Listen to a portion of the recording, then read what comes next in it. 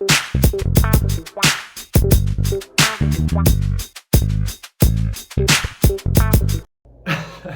I'm Jack Smith. This is Kevon Owen.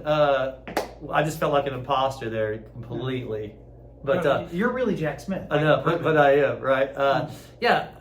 Today we're talking about the imposter syndrome, and this is kind of this idea that I have a job or I'm doing something, and I don't believe that I'm actually good at what I do, or I don't believe that I can do it. Low self-efficacy. Maybe they don't live up to the hype. Maybe, yeah, things like this. And so, Kevon, how would you help somebody with something like that?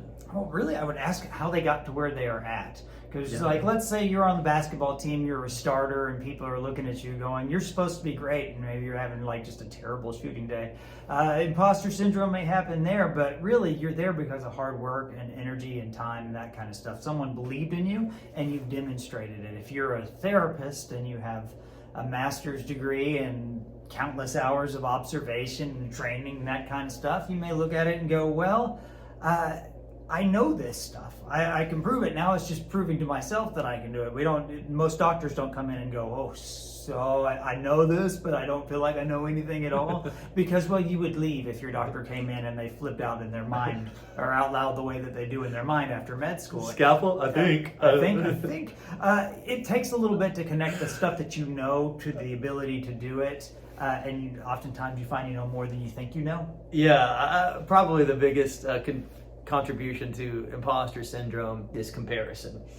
You can't have an imposter syndrome unless you're comparing yourself to other people, because how would you know how good you are? Don't compare yourself to Jack Smith. So you know this happens a lot. Maybe somebody's doing music and they're a worship leader or something, and it's their first time to ever do it, and they might feel like, I'm standing up here, like I don't belong up here. But why not?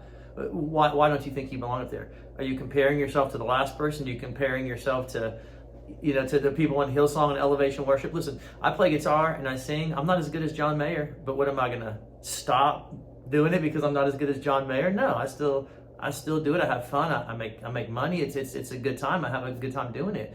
And so if I sit there and compare myself to other people, well then I'm gonna feel like, I shouldn't be doing this. I'm not as good as this person and this person.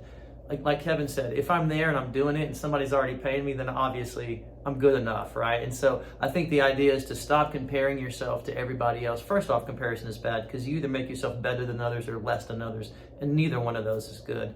There's a couple things that people say. One thing is you fake it until you make it, and it sounds like this cheesy adage, but really it's the courage to step off the diving board. You look at it and go, okay, am I going to die here?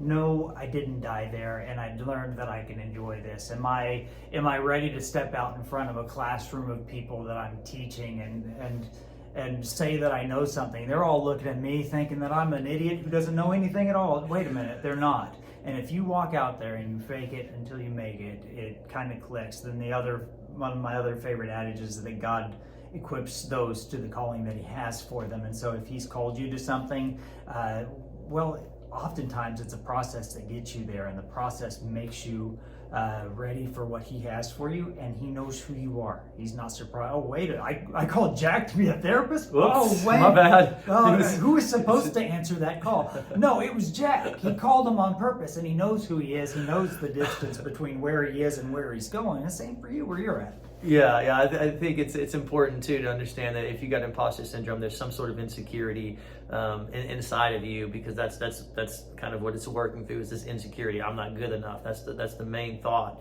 there. And so find out why you're insecure, what's going on there. If you can work on that and figure out where that's coming from, a lot of times you'll settle into that purpose that God has put you in, whatever it is that you're doing that you're feeling this way. Just remember it's insecurity and low self-esteem and comparison and all these things that are creating this thing that you have where you don't feel like you're good enough. So I think finding out why you're that way, and that's what me and Kevon do. So if you're feeling that way and you need some help, come in and see us. We'd love to help you with that.